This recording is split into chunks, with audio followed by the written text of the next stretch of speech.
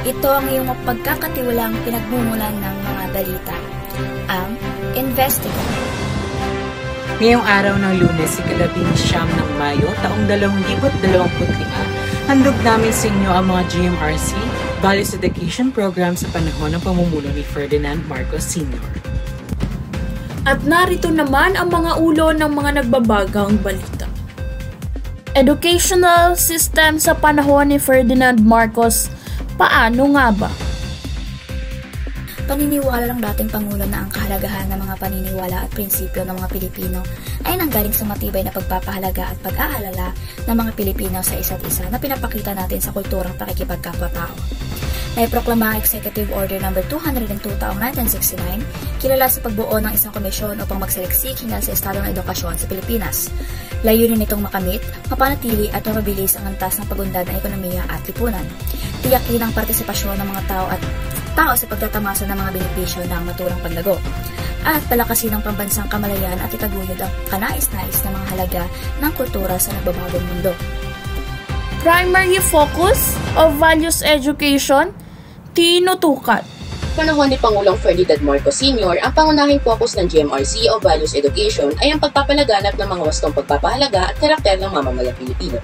Sa ilalim ng proklamasyon bilang 1172 na nilagdaan noong 1973, pinayagan ng Morally Environment Foundation of the Philippines na magsagawa ng isang malawakang kampanya para sa value-centered education at character formation lalo na sa mga kabataan.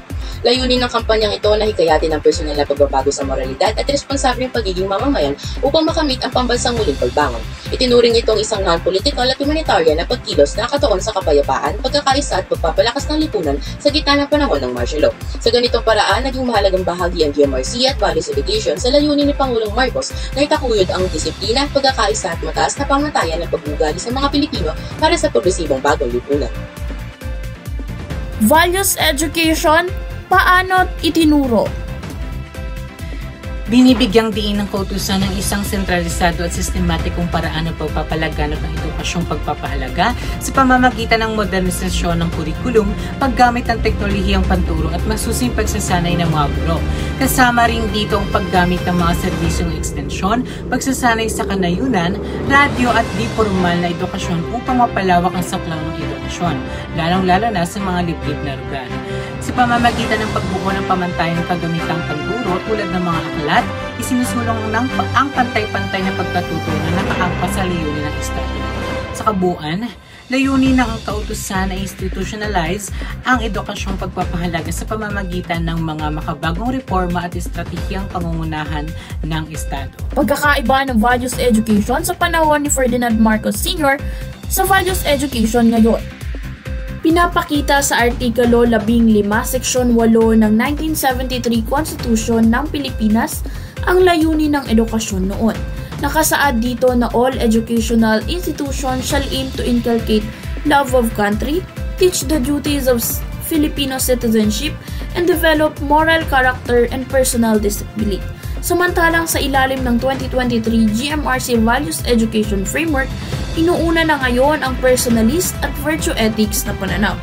Tinitingnan ang bawat mag-aaral bilang isang taong may dignidad at may tunay na paggalang sa Diyos, kapwa-tao at kalikasan. Alam mo ba na noong panahon ni Pangulong Ferdinand Marcos ay pinatupad ang Presidential Decree No. 6A na layuning paigtingin ang edukasyon sa Pilipinas? Isa sa mga layunin nito ay ang pagpapalaganap ng GMRC o Good Manners and Right Conduct at pagpapahalaga sa moral na pag-unlad. May mga positibong aspeto ito tulad ng pagtutok sa disiplina, pagkakaroon ng pondo para sa edukasyon at pagbibigay ng pantay na oportunidad sa mga mag-aaral. Ngunit sa kabila ng lahat ng magandang layunin ay pinatupad ito sa ilalim ng batas militar kung kailan limitado ang karapatang pantao at kalayaan. Kaya kung isasama ang konteksto ng panahon ay binibigyan ko ito ng 6/10 na rating dahil may puso man sa edukasyon ay meron pa ring tanong sa tunay na kalayaan. Ako si Kuya Russell Ray Apasionado at tandaang ang taong may alam ay may laban.